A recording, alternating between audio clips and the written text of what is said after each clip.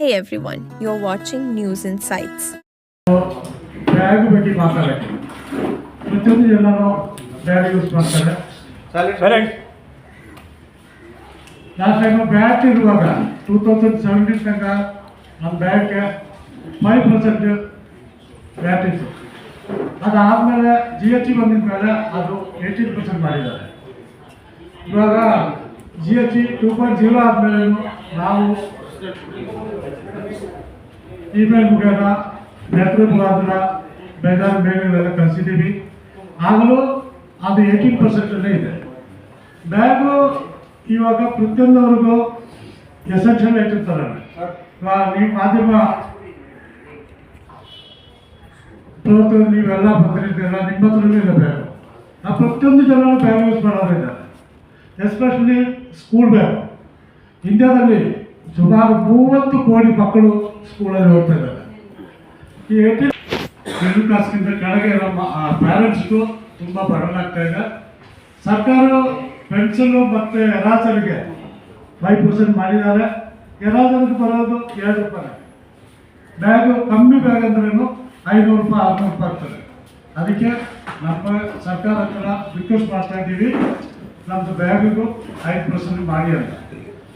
ಪೂರ್ತಿ ಬ್ಯಾಗ್ ಮಾಡಿರೋದ್ರೂ ಮಕ್ಕಳಿಗೋಸ್ಕರ ಸ್ಕೂಲ್ ಬ್ಯಾಗ್ದಾದರೂ ನೀವು ದಯವಿಟ್ಟು 5% ಸ್ಲ್ಯಾಬಲ್ಲಿ ತಗೊಂಬರ್ಬೇಕು ಅಂತ ಕೋರಿಕೆ ಮಾಡ್ತೀವಿ, ರಿಕ್ವೆಸ್ಟ್ ಮಾಡ್ತಾ ಇದ್ದೀವಿ. ಅದಕ್ಕೆ ನಾವು ಈ ಜನ ಇಷ್ಟು ಸಮಯ ತಗೊಂಡು ಬಂದಿದ್ದಾರೆ, ನಿಮ್ದೆಲ್ಲ ಧನ್ಯವಾದ.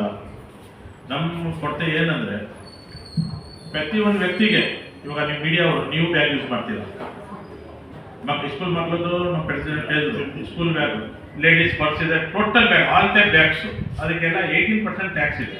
ನಾವೇನು ಹೇಳ್ತಿದ್ವಿ, ಬಟ್ಟೆಗೆಲ್ಲ 8% ಮಾಡಿದ್ರು, 5% ಮಾಡಿದ್ರು. ಯಾಕೆ ಬಟ್ಟೆಗೆ ಕಡಿಮೆ ಮಾಡಿದ್ದಾರೆ? ಪ್ರತಿಯೊಂದು ವ್ಯಕ್ತಿ ಬಟ್ಟೆ ಯೂಸ್ ಮಾಡ್ತಾರೆ, ಅವ್ರು ಹಾಕೊಂತಾರೆ ಅಂತ ಅದಕ್ಕೆ 8% ಮಾಡಿದ್ದಾರೆ. ದಯವಿಟ್ಟು ಬ್ಯಾಗು ಅಷ್ಟೇ ಎಲ್ಲರೂ ಯೂಸ್ ಮಾಡ್ತಾರೆ.